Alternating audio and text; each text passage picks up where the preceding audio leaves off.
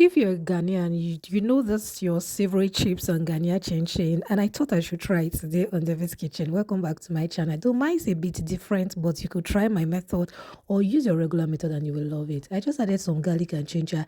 I do not want to use onions like people usually do. I decided to use spring onions instead. And I'm going to blend it with just a little water until smooth. This is after blending it. We're going to now set aside and go on now to the main process. Now I'm using 500 grams of flour.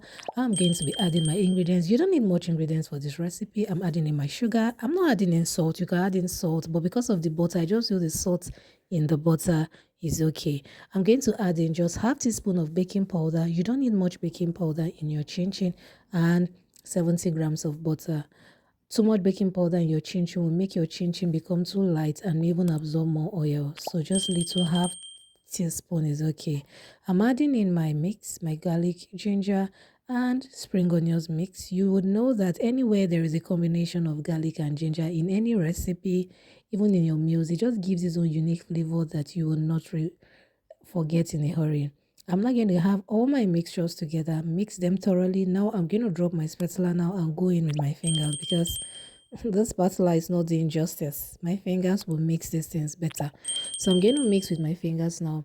When I'm done mixing it and it's like this, I'm going to now add in milk. You can use normal water or regular water. I'm going to add in milk after I've added in my vanilla essence or vanilla flavor. You may not decide to add, but me, I love adding flavors to my chinchin recipes. So Ghana, if you're a Ghanaian and you say, no, we do not do it this way, sorry, this is Debbie's Kitchen style, and I hope you will accept it that way.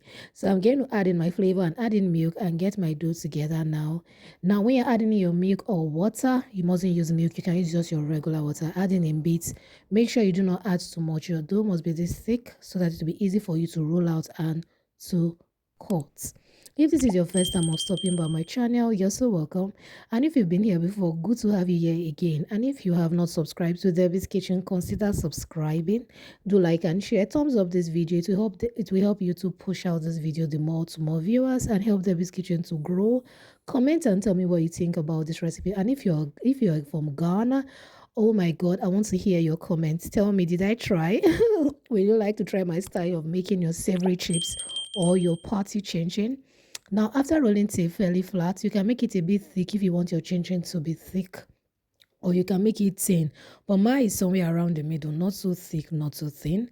I'm going to now go on now to chop my dough into long strip. You're going to cut it like strip in this manner. You could dust with more flour to prevent your chips from sticking together, but because I use milk, I really did not need to dust with much flour. I just sprinkled little flour and that is fine. But if you're not using milk, you're using water, you really need much flour to dust your chips with it so that it will not stick together while frying. Now, after doing that, I'm going to separate it in a tray, sprinkle a little bit of flour, and go on now to fry. Have you watched till this point and you haven't commented? Do comment. Tell me what you think about this recipe. Do like and share. I'm frying on fairly hot oil. Please do not overcrowd your oil. Just add in little at a time, and you can separate it further with your fingers just to make sure that they do not stick together while frying. And please make sure you turn frequently. In fact, this one chinchin recipe, you must turn frequently. If not, it will get brown on one side and the other side will look really whitish because it is long and it is not like the regular chinchin. Turning frequently will help it evenly brown.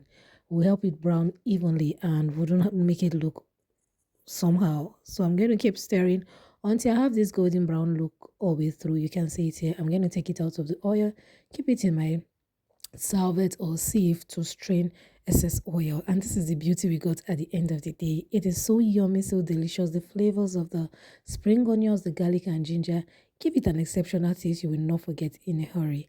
Thank you so much for stopping by Debbie's Kitchen. Do like, share and subscribe, and see you next time. Tell me what you think about this recipe. Bye for now.